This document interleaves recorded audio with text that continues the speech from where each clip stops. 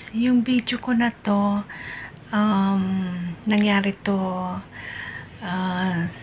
August, somewhere in August 2022, yung nagkaroon ng akala nila bombing, pero hindi, sa wiring, aksidente sa simbahan ng Orthodox ng Cairo, Egypt.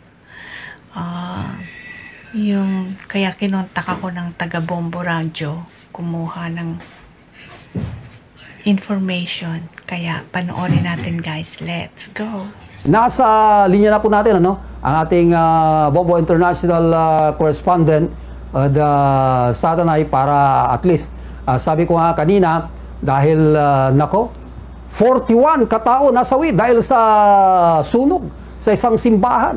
Si Bombo Marie ang makakasama natin ngayon. Bombo Marie, good afternoon dyan. Si Bombo Edmond ang makakasama mo. Magandang hapon. Magandang hapon po. Bombo Marie, anong oras po dyan? Anong oras ngayon dyan? Past 7 po ng morning. Past 7. So, magandang umaga sa inyo dyan pala. Magandang umaga po.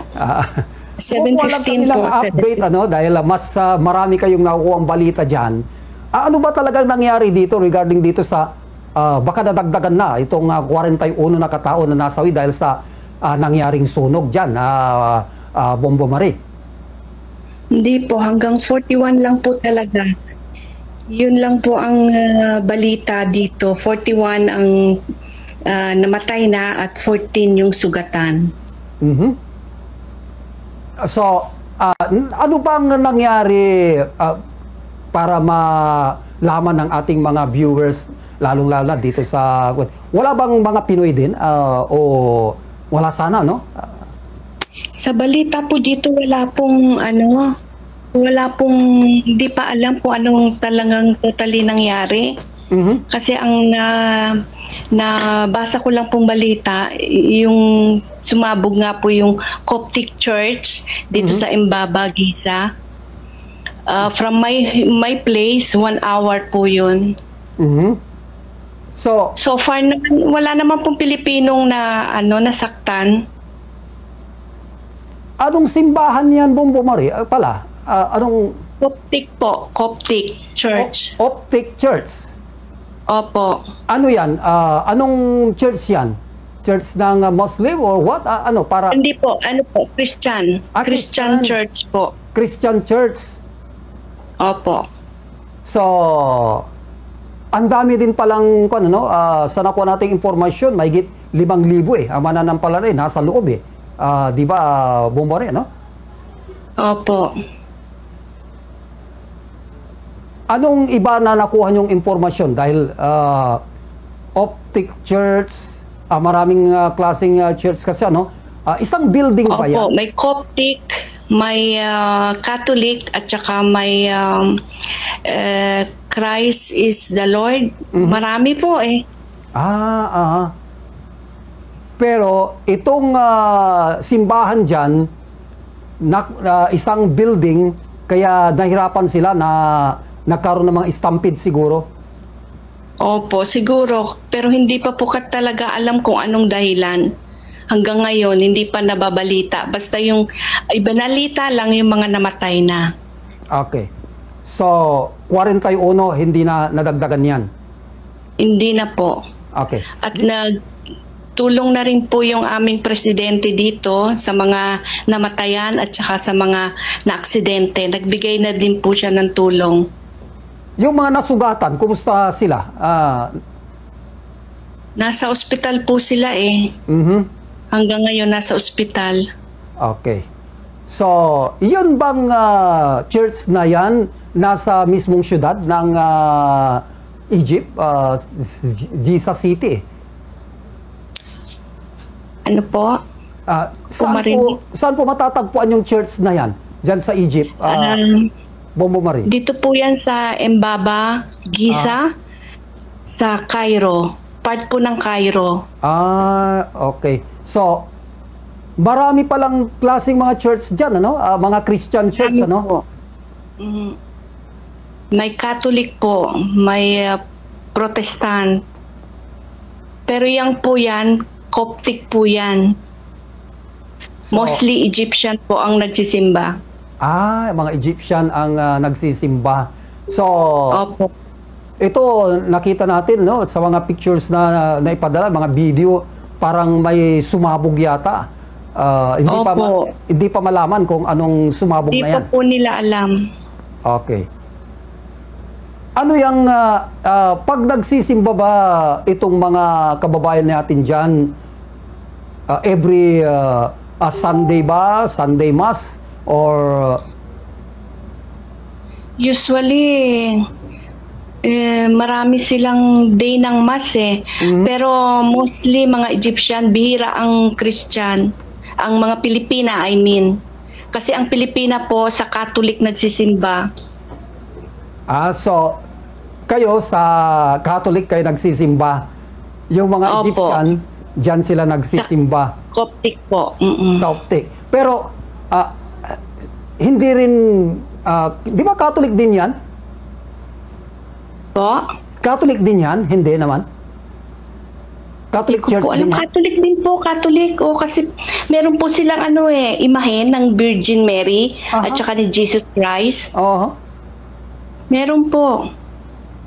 Ay parang hindi lang siya yung tinatawag na yung church, parang church natin, parang cathedral, no? Iba lang, no? Na Catholic, ganun. Pero sila, iba lang ang tawag sa kanila. Parang Iba dito lang po, oo. Parang dito Iba sa lang po. Pilipinas, marami. May Latter-day Saints, may Oo, ganyan po. Mm-mm. may mga Jesus is Lord, Jesus is ang dami-dami. Saksi ni Hoba. Oo. Meron din ba mga ganyan na mga religion dyan sa Egypt? Marami pong religion dito eh. Aha. So, sinasabi electrical malfunction ito, Bombo Maria, no? So, Opo. stampede, Baka nga po yung wiring. wiring. Opo. So, stampede, Wiring po. pag nag-stampede yan, ibig sabihin, marami, nagkagulo, nagtakbuhan. Mhm. Marami po. Kasi yung area po na yan, matao po yan. Pero sa awa ng Diyos, wala pong Pilipina dyan. Sigurado walang Pilipina dyan. Opo, kasi meron po ditong lugar na dayuhin ng mga Pilipina. Merong lugar na walang Pilipinang makikita. Okay. So, sa Egypt, parang kwan yan, sabi ko nga, ang daming mga religion na nagtatayuan na ngayon. Hindi mo na alam kung Opo. saan ka aanib, Bombomat, ano? Marami pong religion dito. Hindi ba bawal yan?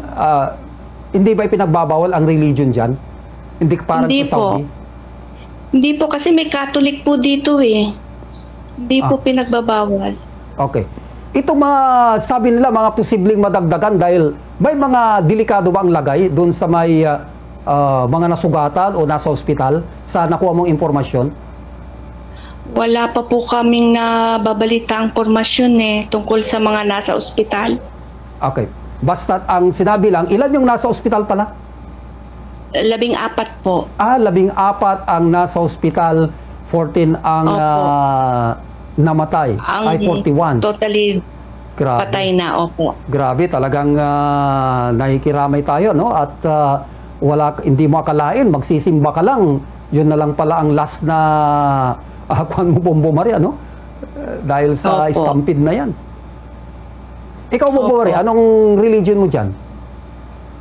Nag-convert po ako ng Muslim. So, saan ka sa mosque ka na? Muslim na po. Muslim ka na ngayon. Opo. So, doon, iba naman yung church nyo. Iba naman po. Pero meron po yan. Magkakatabi po yan. Coptic tsaka yung Muslim church. Aha. Yung Blue Mosque. Meron pong magkakatabi dito niyan. So, yung nasunog na yan, na Optic Church na yan, may katabing Muslim church din? Ayan lang po ang hindi ko alam kasi malayo po yan sa lugar ko eh. From my place, oo. 1 hour po. Kung magme-metro ka. Anyway, 1 hour po. marami palang klase. Akala ko kasi dyan sa Egypt parang Saudi hindi ka pwedeng sa ibang lugar kasi parang bawal ang mga religion, no? Gusto nila. Ay, hindi po. Ano po ito dito? Free. Ay, Free po dito.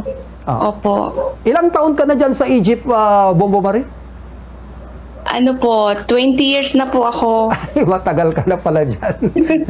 Opo. Anong last na bisita mo pag-uwi mo sa Pilipinas? Naku po, matagal na po yun. Kasi from Saudi pa po ako eh. Hindi mo na matandaan. Ano po, 2 dekada na po. So hindi mo namimiss ang Pilipinas, ha? Namimiss ko po, syempre. Pero kasi may internet, so parang nakikita ko na rin ang Pinas. Okay. Mabuti hindi ka parang yung mga pamilya mo bakit hindi ka na umuwi dito? Marie, bakit parang dyan ka na yata? Wala na rin po akong uuwian. Anak ko lang po ang nandyan. Wala naman po akong magulang at saka wala rin po akong kapatid. Ganon. Kaya pala tumagal ka dyan.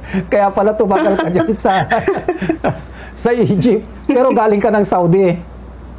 Opo, galing po ako ng Saudi. Then, saka ka pumunta ng Egypt. Opo. Okay naman, ano? Okay naman ang kalagayan dyan sa Egypt. Anong mas maganda doon sa Saudi o dyan sa Egypt? Pareho lang din po. Okay din dito kasi dito po free ka. Hindi ka tulad sa Saudi, nakaabaya ka, naka-cover ka. Dito po free. Maski ang isuot mo, okay lang? Opo. Kasi may Christian nga po. Yung mga Egyptian, minsan mga nakapalda, naka-sleeveless. Now westernized din sila? Opo. Okay. So, siguro sa mga susunod na mga nung panahon ng pandemya, kumusta dyan? Sa Egypt pala? Ang panahon po ng pandemya, okay naman po. Hindi naman masyadong sila yung sa mga social distancing, hindi nga po masyadong social distancing Yung mga nag-use ng mask, sa pilitan pa Kami lang po mga Pilipina ang talagang aware. Talagang naka-use talaga kami ng mask. Pero mga Egyptian, yung iba hindi po. Ayaw nila. Opo, kasi mainit daw. Hindi sila makahinga. Takot po yung yung COVID sa kanila. Anyway, maraming salamat Marie sa oras mo, no? Thank you very much. Opo. Maraming salamat po. Okay, thank you very much.